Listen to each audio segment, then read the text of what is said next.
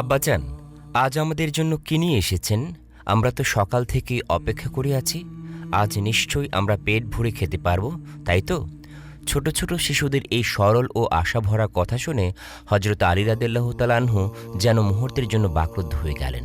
বুকের ভেতরটা হাহাকার করে উঠল, কিন্তু তিনি কিছুই বলতে পারলেন না। চোখের কোণে জমে ওঠা অশ্রু তার কণ্ঠকে রুদ্ধ করে দিল। অনেক কষ্টে নিজেকে সামলে তিনি শুধু বললেন, বাবা, আর একটু ধৈর্য ধরো। এই কথা বলেই তিনি মুখ ফিরে নিলেন, কারণ তিনি চাননি তার সন্তানরা তার চোখের জল দেখে ফেলুক। ভারাক্রান্ত হৃদয় আর অশ্রুসজল চোখ নিয়ে তিনি হজরত ফাতিমা রাদিয়াল্লাহু তাআলা আনহার কাছে এসে দাঁড়ালেন। গভীর কষ্টে বললেন, আমি অনেক চেষ্টা করেছি, মদিনার পথে পথে ঘুরেছি, অনেকের দরজায় গিয়েছি, কিন্তু কোথাও খাবারের কোনো ব্যবস্থা করতে পারিনি। স্বামীর এই কষ্টভরা কথা শুনে হজরত ফাতিমা রাদিয়াল্লাহু তাআলা আনহা মৃদু কণ্ঠে বললেন, হে আমার প্রাণের স্বামী, আপনি মোটেও চিন্তা করবেন না। রিজিকের মালিক তো মহান আল্লাহ। তিনি নিশ্চয়ই আমাদের অবস্থা দেখছেন এবং আমাদের কথা জানেন।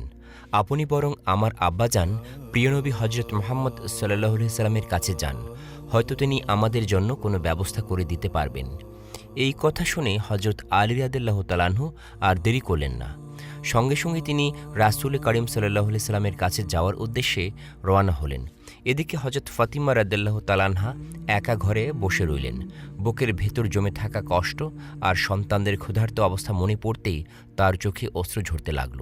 তিনি কান্না ভেজা কণ্ঠে আল্লাহ রাব্বুল আলামিনের দরবারে হাত তুলে দোয়া করতে লাগলেন, হে আল্লাহ, তুমি তো সর্বশক্তিমান, তুমি চাইলে সব কিছু সম্ভব। আমাদের এই ক্ষুধা নিবারণের জন্য তুমিই যথেষ্ট। তোমার ভাণ্ডারে কোনো কিছুর অভাব নেই। হে আমার রব, আমার ছোট ছোট সন্তানদের ক্ষুধা দূর করে দাও। হজরত ফাতিমা রাদিয়াল্লাহু তাআলা আনহার সেই কান্না ছিল এতটাই হৃদয় বিদারক, এতটাই গভীর যন্ত্রণায় ভরা যে মনে হচ্ছিল আকাশ পর্যন্ত কেঁপে উঠেছে। সেই আর্তনাদ যেন আসমানের ফেরেশতাদের হৃদয়ও কাঁপিয়ে দিল। ফেরেশতারা সবাই আল্লাহর দরবারে ঝুঁকে পড়ে একসাথে আরজি জানাতে লাগল, হে আমাদের প্রভু, আজ আপনার প্রিয় নবীর পরিবার ক্ষুধায় কষ্ট পাচ্ছে, তাদের ছোট ছোট সন্তানরা ক্ষুধায় কাঁদছে। এই দৃশ্য আমরা সহ্য করতে পারছি না। তখন মহান রাব্বুল আলামিন হজরত জিব্রাইল আলাইহিস সালামকে নির্দেশ দিলেন, হে জিব্রাইল, তুমি এখনই যাও, আমার প্রিয় হাবিব, আমার প্রিয় রাসূল মুহাম্মদ সাল্লাল্লাহু আলাইহি ওয়াসাল্লামকে এই সুসংবাদ দাও যে তাদের এই কষ্ট অল্প সময়ের জন্য। তাকে বলে দাও, তিনি যেদিকেই দৃষ্টি দিবেন সেদিকেই খাবারের ব্যবস্থা হয়ে যাবে। আল্লাহর এই নির্দেশ পাওয়া মাত্রই হজরত জিব্রাইল আলাইহিস সালাম দ্রুত রাসূল করিম সাল্লাল্লাহু আলাইহি সাল্লামের দিকে রওনা হলেন। সে সময় রাসূল করিম সাল্লাল্লাহু আলাইহি সাল্লাম সাহাবায়ে কেরামদের নিয়ে বসেছিলেন। কিছু দূরে বসেও তিনি যেন মা ফাতেমার কষ্ট হৃদয়ের গভীরে অনুভব করছিলেন। তার চোখে ছিল গভীর চিন্তার ছাপ এবং মনে ছিল অদ্ভুত এক ব্যাকুলতা। কেউ কিছু জিজ্ঞেস করার আগেই তিনি আসন থেকে উঠে দাঁড়ালেন এবং মা ফাতিমার বাড়ির দিকে রওনা হলেন। ঠিক সেই মুহূর্তেই হজরত জিব্রাইল আলাইহিস সালাম উপস্থিত হলেন।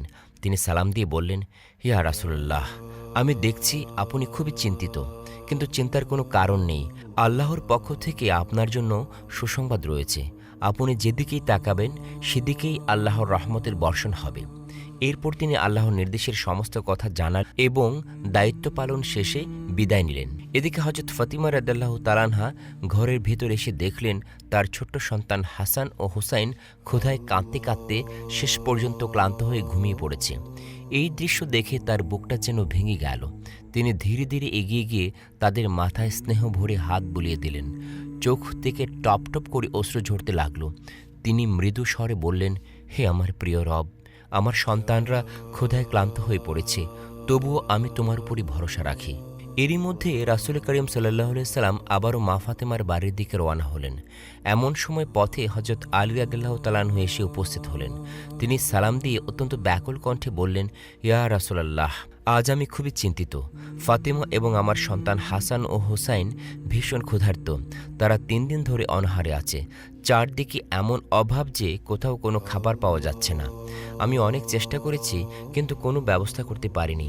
ইয়া রাসূলুল্লাহ, আপনি দয়া করে কোনো ব্যবস্থা করে দিন। তখন রাসূল করিম সাল্লাল্লাহু আলাইহি সাল্লাম শান্ত কণ্ঠে বললেন, হে আলী, এখান থেকে কিছুটা দূরে একটি খেজুর গাছ রয়েছে, তুমি সেখানে চলে যাও। ইনশাআল্লাহ তোমার খাবারের ব্যবস্থা হয়ে যাবে। এই কথা শুনেই হজরত আলী রাদিয়াল্লাহু তাআলা আনহু দ্রুত সেই গাছের দিকে রওনা হলেন। সেখানে পৌঁছে তিনি দেখলেন একটি শুকনো মরা খেজুর গাছ দাঁড়িয়ে আছে। গাছটির গায়ে জীবনের কোনো চিহ্ন নেই। এটি দেখে তার মন ভেঙে গেল। তিনি আবার ফিরে এসে রাসূল করিম সাল্লাল্লাহু আলাইহি সাল্লামকে বললেন, ইয়া রাসূলুল্লাহ, ওটা তো একটা সম্পূর্ণ মরা গাছ, সেটি কিভাবে ফল দেবে? তখন রাসূল করিম সাল্লাল্লাহু আলাইহি সাল্লাম মুচকে হেসে বললেন, হে আলী, তুমি আবার সেখানে যাও এবং গিয়ে বলো আমাকে আখিরি নবী হজরত মুহাম্মদ সাল্লাল্লাহু আলাইহি সাল্লাম পাঠিয়েছেন। এই নির্দেশ শুনে হজরত আলী রাদিয়াল্লাহু তাআলা আনহু আবার সেই মরা খেজুর গাছের কাছে ফিরে গেলেন। তিনি গাছটির সামনে দাঁড়িয়ে কান্না ভেজা কণ্ঠে বললেন, হে খেজুর গাছ, আমাকে দোজাহানের বাদশাহ আখিরি নবী হজরত মুহাম্মদ সাল্লাল্লাহু আলাইহি ওয়াসাল্লাম পাঠিয়েছেন। ফাতিমা এবং হাসান হুসাইন 3 দিন ধরে অনাহারে আছে। তুমি কি তাদের এই কষ্ট সহ্য করতে পারো? আল্লাহর হুকুমে এবং আখিরি নবীর আদেশে আমাকে খালি হাতে ফিরিয়ে দিও না। এই কথা শেষ হওয়ার সাথে সাথেই এক আশ্চর্য ঘটনা ঘটে গেল। যে মরা খেজুর গাছের কাণ্ডে এতক্ষণ প্রাণের কোনো চিহ্নই ছিল না, হঠাৎ সেই গাছ থেকে ঝরতে শুরু করলো তাজা নরম সুগন্ধি জান্নাতে খেজুর। এত পরিমাণ খেজুর ঝরতে লাগলো যে হজরত আলী রাদিয়াল্লাহু তাআলা আনহু বিস্ময়ে অভিভূত হয়ে গেলেন।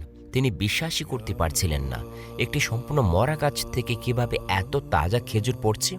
তিনি দ্রুত অনেকগুলো খেজুর কুড়িয়ে নিলেন এবং আনন্দ ভরে রাসূল করিম সাল্লাল্লাহু আলাইহি সাল্লামের কাছে এসে বললেন, ইয়া রাসূলুল্লাহ, এই মরা খেজুর গাছ কিভাবে তাজা খেজুর দিল?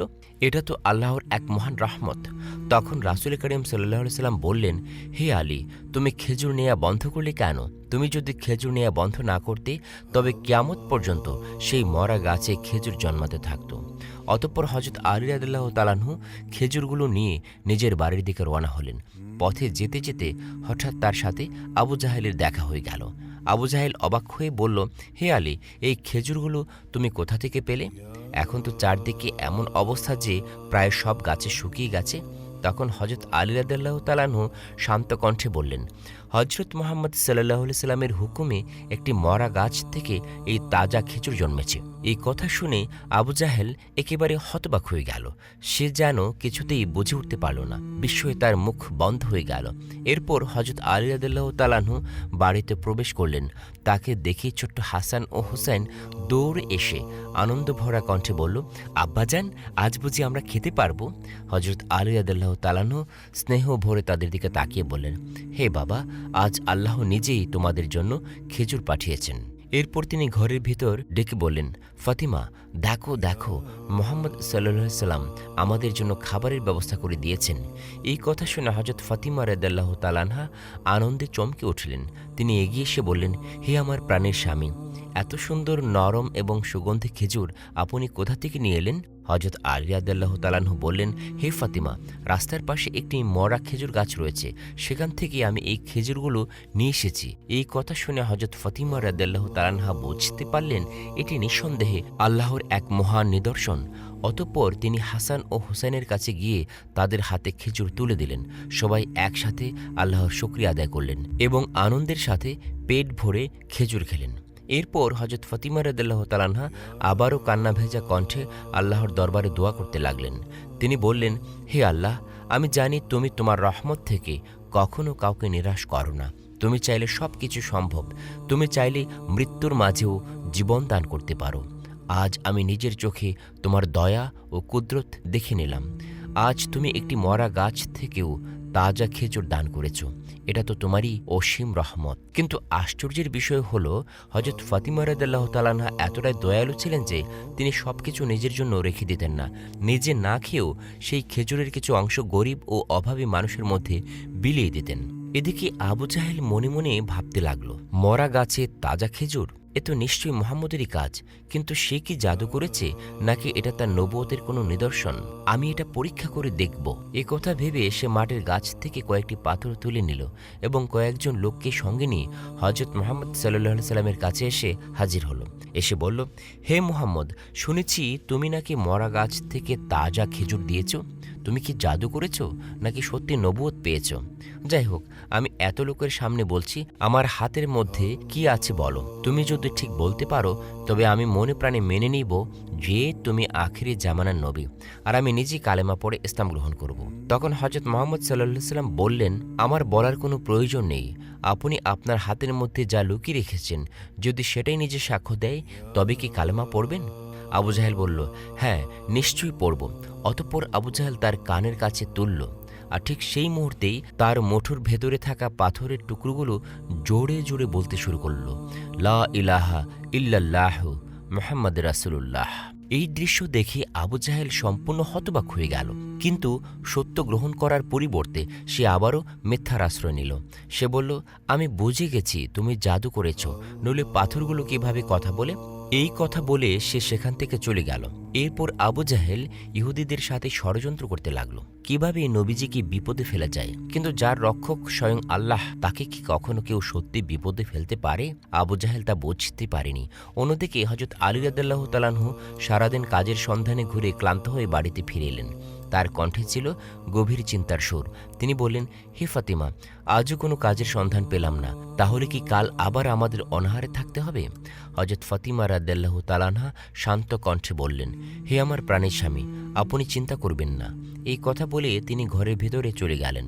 কিছুক্ষণ পর নিজের গায়ের একটি চাদর নিয়ে এসে বললেন, হে আমার প্রাণের স্বামী, এই চাদরটি ধনী ইহুদিদের বাড়িতে নিয়ে যান, তাদের স্ত্রীর কাছে এটি বিক্রি করে দিন। যে টাকা পাওয়া যাবে তা দিয়ে কিছু আটা কিনে আনবেন। অতঃপর হযরত আলী রাদিয়াল্লাহু তাআলা আনহু সেই চাদর নিয়ে ইহুদিদের বাড়ির দিকে রওনা হলেন। কিছুক্ষণের মধ্যেই তিনি সেই ইহুদির বাড়ি পৌঁছে গেলেন এবং বললেন, প্রিয় ভাই, আমি এই চাদরখানা বিক্রি করতে চাই। আপনি যদি দয়া করে এটি নেন তবে আমি খুবই উপকৃত হব। ইহুদি বলল, এই চাদর নিয়ে আমি কি করব? তবু হযরত আলী রাদিয়াল্লাহু তাআলা আনহু অত্যন্ত বিনয়ের সাথে অনুরোধ করলেন। শেষ পর্যন্ত ইহুদি অল্প কয়েকটি টাকার বিনিময়ে সেই চাদরটি কিনে নিল।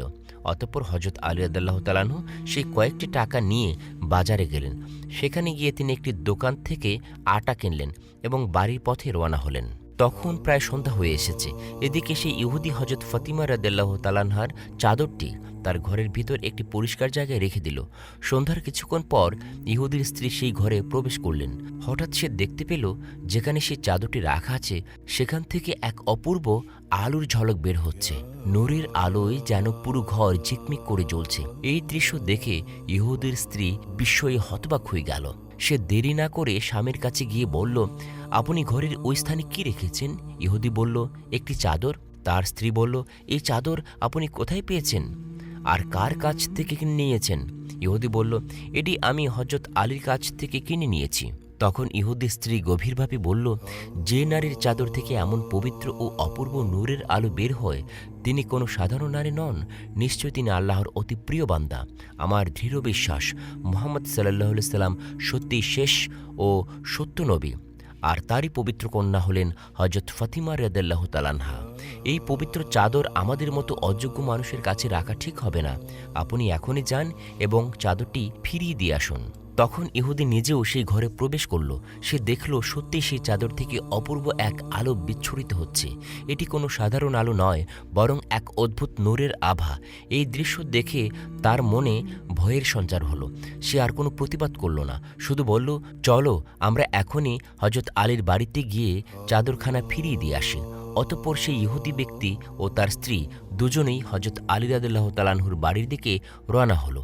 কিছুক্ষণ পর তারা হযরত আলীর ঘরে পৌঁছে ভেতরে প্রবেশ করল।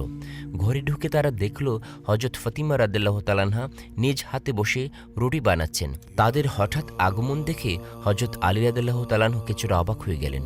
তিনি স্নেহ ও সৌজন্যের সাথে বললেন, প্রিয় ভাই, হঠাৎ আপনি আমাদের বাড়িতে এসেছেন। যাক, আপনাকে দেখে আমি খুবই আনন্দিত হয়েছি।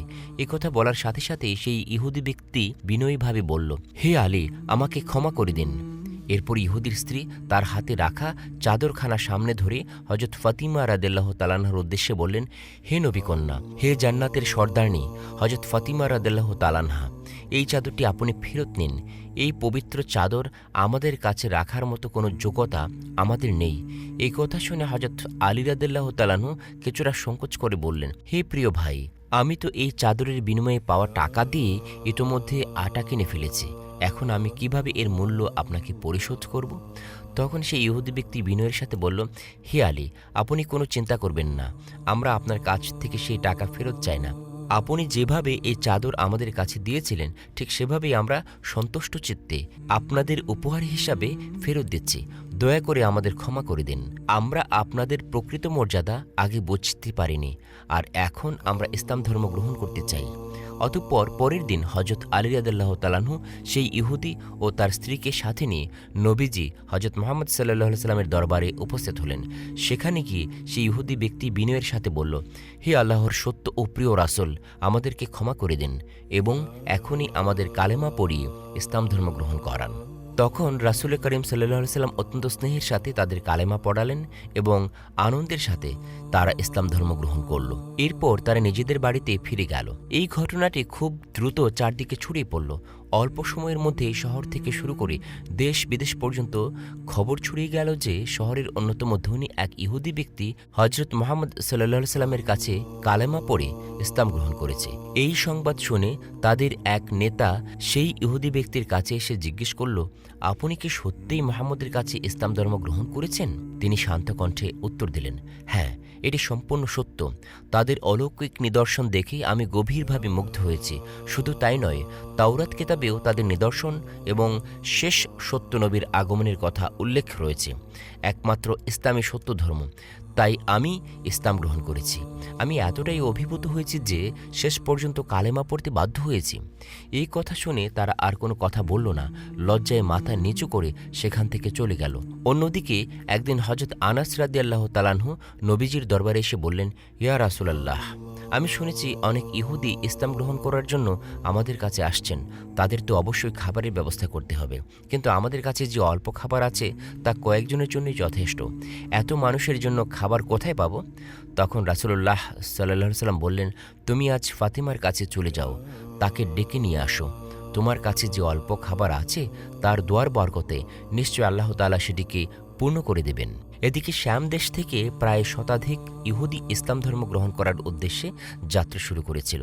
দীর্ঘ পথ অতিক্রম করে অবশেষে তারা রাসূলুল্লাহ সাল্লাল্লাহু আলাইহি সাল্লামের দরবারে উপস্থিত হল। রাসূলুল্লাহ সাল্লাল্লাহু আলাইহি সাল্লাম তাদের কালেমা পড়িয়ে ইসলাম ধর্মে দীক্ষিত করলেন।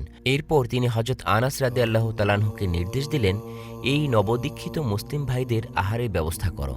এই কথা শুনে আনাস রাদিয়াল্লাহু তাআলা আনহু অত্যন্ত চিন্তিত হয়ে পড়লেন। তিনি মনে মনে ভাবতে লাগলেন, এতগুলো লোককে কিভাবে খাওয়াবো? আমাদের কাছে তো সামান্য খাবারই রয়েছে। তবু তিনি সাহস সঞ্চয় করে সবার সামনে বললেন, হে আমার প্রিয় মুসলিম ভাইয়েরা, শুনুন, আপনাদের জন্য খাবারের ব্যবস্থা করা হয়েছে। এই কথা বলে তিনি তাদের ডেকে নিলেন এবং সবার জন্য খাবার পরিবেশন করতে লাগলেন। এদিকে হযরত ফাতিমা রাদিয়াল্লাহু তাআলা আনহা দুই হাত তুলে আল্লাহর দরবারে আন্তরিকভাবে দোয়া করলেন। রাসূলুল্লাহ সাল্লাল্লাহু আলাইহি সাল্লাম ও হযরত ফাতিমা রাদিয়াল্লাহু তাআলা আনহার দোয়ার বরকতে সেই অল্প পরিমাণ খাবার থেকেই শতাধিক লোক তৃপ্তি সহকারে পেট ভরে আহার করল। অবিশ্বাস্য হলেও সত্য, এত মানুষ খাওয়ার পরও সেই খাবার শেষ হয়ে যায়নি, বরং কিছু খাবার তখনও অবশিষ্ট রয়ে গেল। সেদিন আল্লাহ রাব্বুল আলামিন তাদের দোয়ার বরকতে সেই সামান্য খাদ্যের মধ্যেই অসীম বরকত দান করেছিলেন। সুবহানাল্লাহ।